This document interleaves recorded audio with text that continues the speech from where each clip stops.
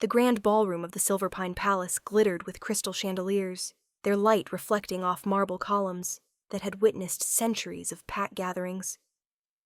Maya Clark adjusted the collar of her plain gray dress for the third time that evening, her hands trembling slightly, not from the cold of the autumn night, but from the familiar weight of hiding who she really was. At 23, Maya had perfected the art of invisibility. As an Omega in a world dominated by alphas and betas, she'd learned to move through crowds like a ghost, her scent suppressants working overtime to mask the sweet vanilla that would otherwise mark her as submissive, as vulnerable, as less than. She'd been working as a translator for the Royal Council for 8 months now, grateful for a position that kept her mostly behind the scenes, converting diplomatic documents from various pack languages into the common tongue. "Maya, the Northern delegation needs assistance at Table 7, called Director Harris, barely glancing up from his clipboard. "And try not to draw attention. The Alpha King is entertaining important guests tonight." Maya nodded, gathering her tablet and notes. Alpha King Dominic Blackwood. Even his name commanded respect. She'd been working in the palace for months and had carefully avoided being in the same room with him, always scheduling her duties around his public appearances. The less attention an Omega drew from powerful alphas, the safer she remained. The ballroom hummed with the quiet conversations of pack leaders from across the continent, wolves who never worried about their next heat cycle, about whether their suppressants would hold, about being claimed against their will by an alpha who saw them as property rather than a person. Maya knew that precarious existence intimately. It was the world she navigated every single day. "Excuse me, miss." The voice was deep, commanding, with an undertone of alpha authority that made Maya's Omega instincts scream at her to bare her neck and submit. She turned to find Dominic Blackwood standing closer than she'd expected, his silver eyes fixed on her with an intensity that made her stomach flutter inappropriately. He was tall, she had to tilt her head back to meet his gaze, with dark hair that looked professionally styled and a custom-tailored suit that probably cost more than she made in 6 months. His presence was overwhelming, the kind of dominant energy that made every wolf in the vicinity instinctively aware of the apex predator in their midst. "Your Majesty," Maya said softly, dropping into a curtsy that protocol demanded. She tried to ignore how the overhead lights caught the strong line of his jaw, the way his silver eyes seemed to see straight through her carefully constructed disguise. "Not for me," Dominic gestured toward an elegant woman seated at the royal table behind him. "My mother has been trying to get your attention for the past few minutes." Maya's gaze shifted to the woman and her heart clenched. Queen Mother Celeste was probably in her late 50s, with silver-streaked dark hair pulled back in an elegant chignon and kind eyes that seemed to hold generations of wisdom. She was making subtle hand gestures, her face lit with a hopeful smile. Without thinking, Maya set her tablet on the nearest table and approached the Queen Mother. "Good evening, Your Majesty," she signed, her hands moving with practiced grace. "How may I help you?" The Queen Mother's face transformed with delight, her hands dancing as she responded, "Oh, how wonderful. I was hoping to ask about the Northern delegation's gift. The carved wolf sculpture. It reminds me of the art from the old territories where I grew up. I haven't seen that style in decades. I'll make sure to relay your compliments to Ambassador Frost," Maya signed back, genuinely smiling for the first time all evening. "Would you like me to inquire about the artist? I believe the piece comes from a small village near the Glacier Mountains." Behind her, Maya was vaguely aware that the ballroom had grown quieter, that conversations had paused, but she was focused on Queen Mother Celeste's animated response about her childhood in the old territories. How few people took the time to really communicate with her anymore. "You're very kind," the older woman signed, her expressions as eloquent as her hands. "Most people just smile and nod when they realize I'm deaf. Your signing is beautiful, so fluid. Where did you learn?" "I grew up with a deaf younger sister," Maya replied automatically, then froze as she realized what she'd just revealed. She'd been so careful to keep her past hidden, to build a new identity far from her family in the Eastern Territories.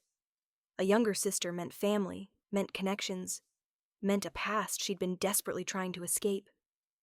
"A deaf sister?" Dominic's voice cut through the moment like a blade.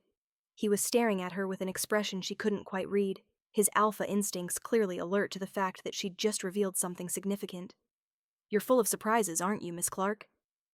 Maya felt the familiar panic rising in her chest, the Omega response to an alpha's focused attention. She'd been so careful for so long, and now one moment of genuine human connection had cracked her carefully constructed facade. "It was just something I picked up as a child, Your Majesty. Nothing important." "Nothing important?"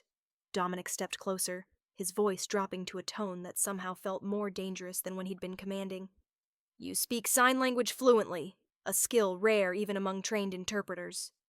What else are you hiding, Maya Clark?" The question hung in the air between them like a challenge.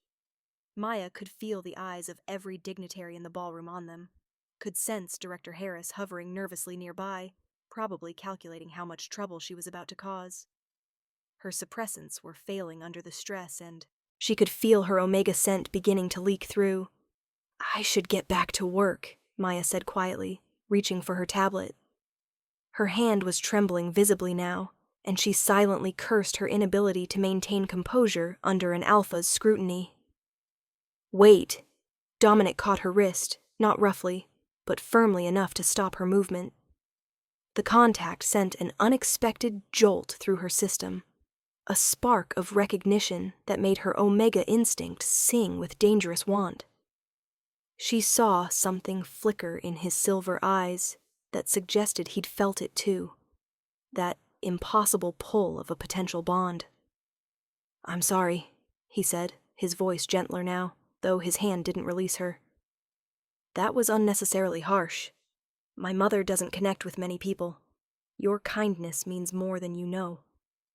Maya's first instinct was to pull away, to run, to hide before he discovered what she truly was. But something in Dominic's expression stopped her, a flicker of vulnerability beneath all that power and authority. "Your mother is lovely," she said softly, finally meeting his gaze. "She was telling me about her childhood in the old territories." 4 days later, Maya found herself unable to stop thinking about the interaction with the Blackwoods. She'd expected to be fired for drawing attention to herself, for revealing personal information, for having an Omega reaction in front of the Alpha King. Instead, Director Harris had handed her an envelope containing a substantial bonus and a handwritten note on royal stationery. "Thank you for seeing my mother. DB." The Thursday evening gala was smaller than the previous week's event, a more intimate gathering of the inner circle of pack leaders. Maya had tried to request the night off, but Director Harris had insisted she attend. "The Alpha King specifically requested your presence," he'd said, his tone making it clear this wasn't up for discussion. Maya adjusted her dress, another plain gray number that helped her blend into the background, and checked her suppressants.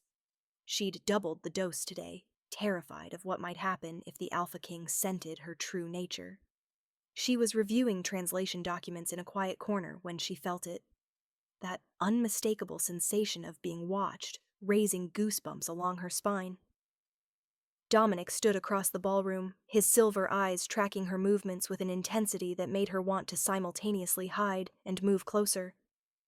"The Alpha King would like to speak with you in the private library," Director Harris whispered as he passed, his tone making it clear this was not a request.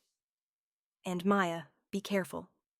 That family isn't known for their forgiving nature, especially when it comes to deception." With trembling hands, Maya made her way through the marble corridors to the royal library, a room she'd only glimpsed in passing.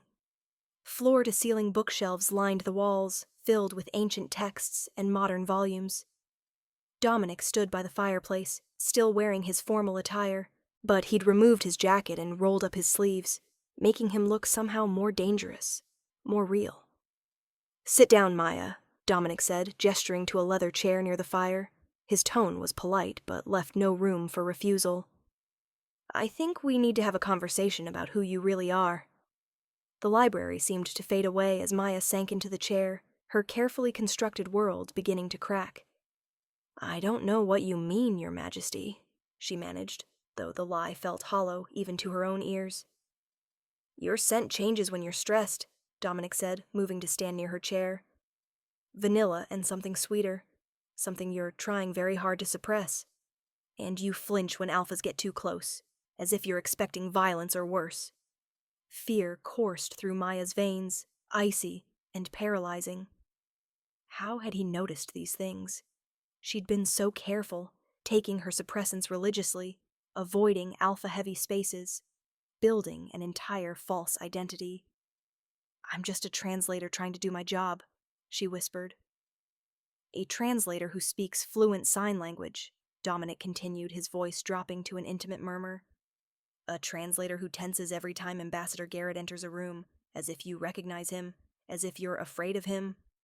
A translator who's running from something in the Eastern Territories." "You've been investigating me," Maya accused, finding unexpected courage in her fear. The realization should have terrified her more, but instead she felt a strange relief, the exhaustion of maintaining her facade giving way to something almost like surrender.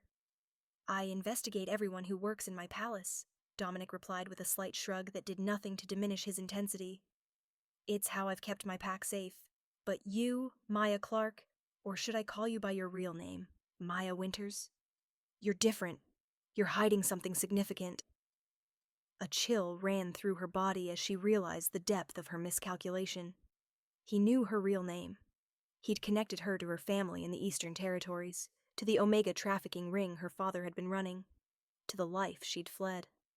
"My mother thinks you're an angel," Dominic continued, surprising Maya with the gentleness in his tone. "She hasn't stopped talking about you since the gala. She says you have kind eyes despite the fear you carry. She asked me to find out why such a gifted young woman would be working so far beneath her abilities." Maya's fingers twisted nervously in her lap, the weight of her secret suddenly unbearable. "Your mother is perceptive, but she doesn't know who I am, where I come from. If she did, she wouldn't be so welcoming." "She knows you're an Omega," Dominic said quietly, and Maya's head snapped up in shock. "My mother lost her hearing in an attack by rogue wolves when I was 10. She's learned to read people in ways that go beyond hearing or scent. She recognized what you are within minutes of meeting you." Outside the library window, snow began to fall, the first of the season covering the palace gardens in a blanket of white. It matched Maya's sense of everything she knew being covered over, transformed into something unfamiliar.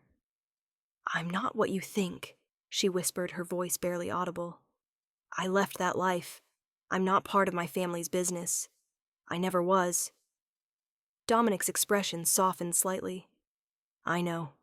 I've read the reports. Maya Winters, youngest daughter of Gerald Winters, who runs one of the largest Omega trafficking operations in the Eastern Territories. You testified against him 3 years ago, helped the council shut down 2 of his facilities, then disappeared into protective custody that somehow failed to keep you protected." Maya felt the blood drain from her face. He knew everything. "My father has connections everywhere," she said hollowly. "The council's protection lasted 6 months before his people found me. I've been running ever since, changing names, changing packs, trying to stay invisible. And you ended up here, working in my palace, serving my mother, all while carrying false identification and illegal suppressants." Dominic's voice was measured, revealing nothing of his thoughts. "I'll leave," Maya said, already starting to rise. "I'll pack my things tonight. Just please, don't report my location to the council. My father has informants there, and if he finds me—" "Sit down," Dominic commanded, alpha authority ringing in his voice. Maya's Omega instincts forced her back into the chair before her conscious mind could protest. "I'm not sending you away. I'm offering you protection." Maya stared at him, confusion warring with hope on her face. "Why would you do that?" "I lied about who I am. I'm an Omega, practically worthless by pack standards. You're my mother's first real friend in over a decade," Dominic interrupted, his voice rough with emotion. "You're a woman who risked everything to stop your father from hurting other Omegas. And whether you know it or not, you're my mate." The word hung in the air between them, impossible and terrifying. Maya's suppressants had completely failed now, her vanilla scent filling the library, mixing with Dominic's pine and storm scent in a way that made her Omega instinct sing with recognition. "No," Maya breathed, shaking her head. "That's not possible." Alphas like you don't mate with omegas like me. You need someone strong, someone who can stand beside you as an equal, not someone who stood up to a powerful, violent alpha and exposed his crimes, knowing it would make her a target for the rest of her life? Dominic moved closer, kneeling beside her chair so they were eye level. Someone who learned sign language to communicate with her deaf sister, then used that skill to bring joy to my mother? Someone who survived 3 years on the run, alone, building new identities and new lives over and over again? That sounds pretty strong to me, Maya. Tears were streaming down Maya's face now, years of fear and loneliness finally breaking through her carefully maintained walls. You don't understand. My father won't stop looking for me. He's told everyone I'm a traitor, that I belong to him, that whoever harbors me will face his wrath. I can't bring that danger to you or your pack. Your father's operation has been under investigation by my intelligence team for 2 years, Dominic said, his voice taking on a harder edge. We've been building a case, gathering evidence, waiting for the right moment to strike. But we've been missing one crucial element, someone who knows his network from the inside, his safe houses, his contacts, his weaknesses. Understanding dawned, cold and clear. You want me to help you take him down. I want to give you the chance to finish what you started 3 years ago, Dominic corrected. You saved dozens of Omegas when you testified, but your father rebuilt his operation within a year.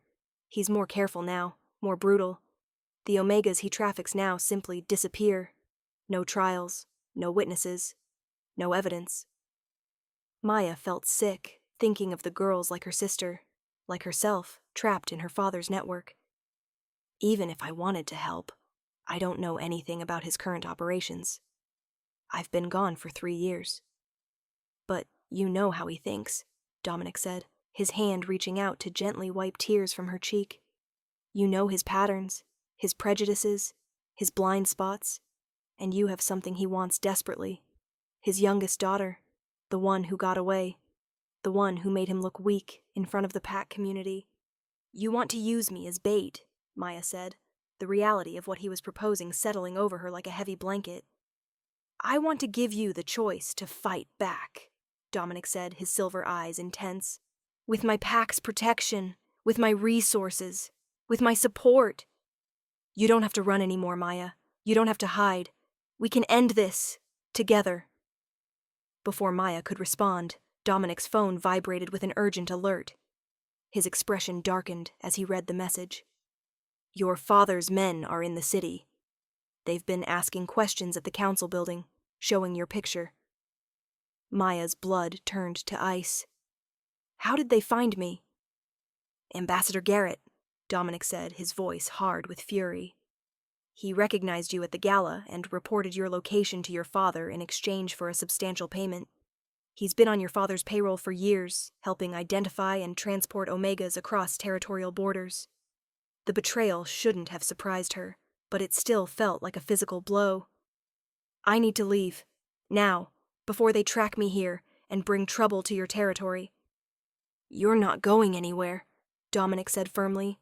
You're under my protection now, and anyone who tries to take you will have to go through me and my entire pack. You don't understand what you're offering, Maya said desperately. My father has dozens of wolves loyal to him, allies in multiple territories. He'll come for me with everything he has. Good, Dominic said, a predatory smile crossing his face. Let him come. Let him expose himself and his network. We'll be ready. 3 weeks later, Maya stood at the window of the Queen Mother's private quarters, watching the sun set over the palace gardens. The past weeks had been a whirlwind of strategy meetings, evidence gathering, and careful planning.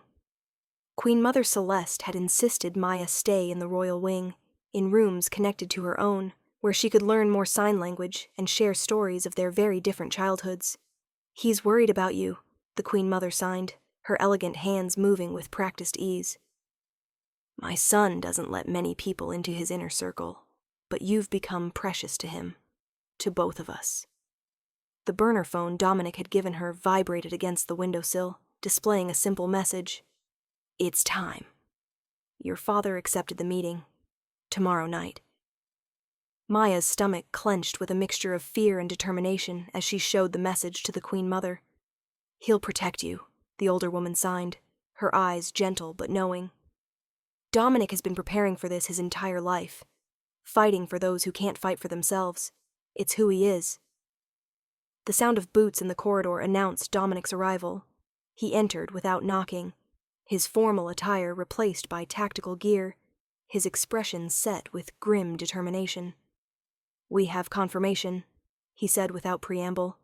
"Your father is coming tomorrow night with a contingent of 20 wolves. He thinks he's coming to negotiate a price for your return." Maya stared at the tactical map spread across the Queen Mother's table, marked with positions and movements that represented the most dangerous night of her life. He'll know it's a trap. My father isn't stupid. He's arrogant, Dominic corrected. He's been operating unchallenged for so long that he thinks he's untouchable. That arrogance is his weakness. Queen Mother Celeste approached with tea, her movements graceful despite her age. She signed to Maya. "My son rarely lets anyone see him like this, prepared for battle. The last time was when his father died, when he had to fight 3 challengers for the right to lead this pack. Your father demanded this meeting take place on neutral ground," Dominic continued, pointing to a location on the map. "The old warehouse district on the border between my territory and the unclaimed lands. He specified you must be present, alone, unarmed." "And you agreed to those terms?"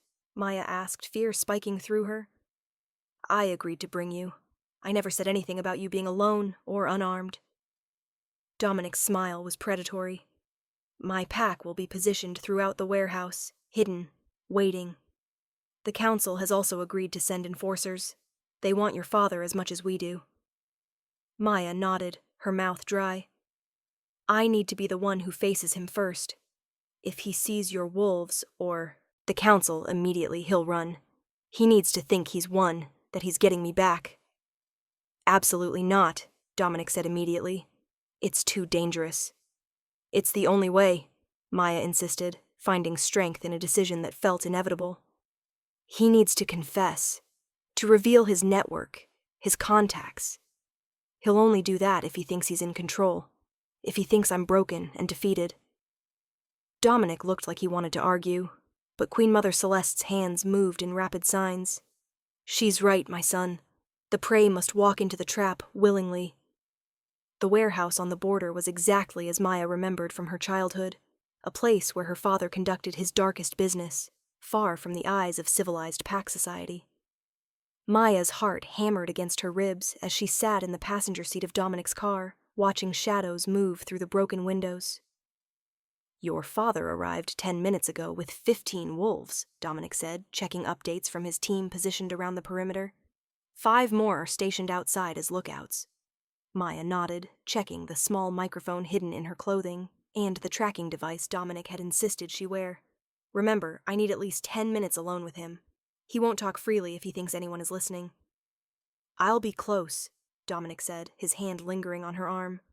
"If anything goes wrong, if he tries to hurt you or take you, just say the word sanctuary, and my wolves will be there in seconds." "I know," Maya said, her voice steadier than she felt. "But this ends tonight. One way or another, I'm done running." The warehouse interior was dimly lit, smelling of rust and old fear. Maya walked through the entrance alone, her footsteps echoing in the vast space. Hidden throughout the building, she knew Dominic's wolves waited in shadow, along with council enforcers ready to strike. Through the darkness, she could see her father. Gerald Winters stood taller than she remembered. His hair grayer, but his eyes were the same cold, calculating blue that had haunted her nightmares. Surrounding him were his most loyal enforcers, wolves she recognized from her childhood, men who had helped him build his empire on the suffering of Omegas. "Maya." Her father's voice carried across the space, falsely warm. "My darling girl, you've led us on quite a chase." "Hello, Father," Maya said, forcing herself to stand tall, despite every instinct screaming at her to submit to the alpha authority radiating from him. "You wanted to talk, so let's talk." "Talk?" Gerald laughed, a sound like breaking glass. "Oh, we're past talking, sweetheart. You betrayed your family, betrayed your pack, cost me millions in lost revenue and damaged reputation. You're coming home to face proper punishment." "I'm not going anywhere with you," Maya said firmly. "Those days are over." Gerald's expression darkened. "You think that Blackwood Alpha can protect you? He's already agreed to hand you over in exchange for exclusive trading rights through the Eastern Territories. Alphas always choose profit over some Omega slut." The words were designed to break her, to make her doubt. But Maya had heard Dominic's promises, had felt the mate bond growing between them. "You're lying. That's what you do, Father. You lie, you manipulate, you destroy anyone who threatens your control." "I taught you everything you know about survival," Gerald said, moving closer. "About reading people, about understanding power dynamics. You should have used those skills to serve the family, not betray it." "You didn't teach me survival," Maya countered, her voice growing stronger. "You taught me fear. You taught me that Omegas are property, that we exist only to be bought and sold. My sister taught me survival. She taught me that we deserved better, that we could fight back." "Your sister was weak," Gerald spat. "Just like you. Just like your mother was before I broke her." "My sister was brave," Maya said, tears streaming down her face. "She killed herself rather than be sold to that alpha in the Northern Territories. She was 14 years old, Father. 14! And you didn't even mourn her. You just found another Omega to sell in her place." "Sentiment is expensive in our world," Gerald said coldly. "I gave you both shelter, food, protection. Everything I did was for the family's prosperity."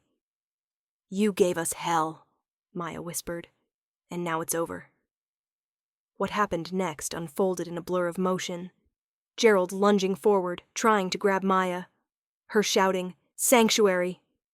Dominic and his wolves pouring from the shadows, surrounding Gerald's men.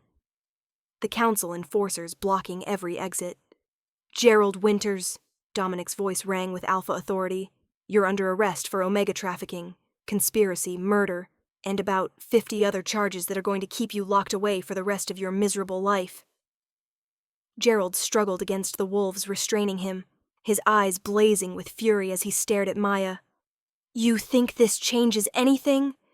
I have allies, connections. I'll be out within a month, and when I am, you'll pay for this betrayal." "No," Maya said, stepping forward with Dominic at her side. "You won't. Because every Omega you've ever trafficked, every family you've destroyed, every contact in your network, it's all been documented. The council has everything they need, including my testimony." 6 months later, Maya stood in the palace gardens, watching Queen Mother Celeste teach sign language to a group of rescued Omegas who had been victims of trafficking rings across the territories. The aftermath of that night had transformed not just Maya's life, but the entire approach to Omega rights and protection across the Packlands. Her father was serving multiple life sentences in the council's most secure facility. His network had been dismantled, dozens of traffickers arrested, and hundreds of Omegas freed and given support to rebuild their lives. "You're thinking too much again," Dominic said, appearing beside her with 2 cups of tea, his free hand finding hers with easy familiarity. The mate bond between them had strengthened over the months, a connection that felt both inevitable and miraculous. "Just thinking about how different things might have been," Maya replied, watching the Queen Mother, who had become not just her protector, but her family, signing animatedly with young Omegas who had found safety within these walls. Dominic followed her gaze, his expression softening. Different, but not better. Sometimes the darkest paths lead us to the brightest destinations. He pressed a kiss to her temple, his lips lingering against her skin. "No regrets?" "No regrets," Maya confirmed, turning to face the man who had helped her find the courage to stop running, to fight back, to reclaim her voice and her power. Together they had transformed pain into purpose, building a sanctuary where Omegas were protected, valued, and given the chance to choose their own destinies. The shy translator who once hid in corners had become the Alpha King's mate, his equal, his partner in reshaping their world. and the sign language that had first connected her to the Queen Mother had become a bridge between the powerful and the powerless, proving that sometimes the gentlest forms of communication carried the strongest messages of change.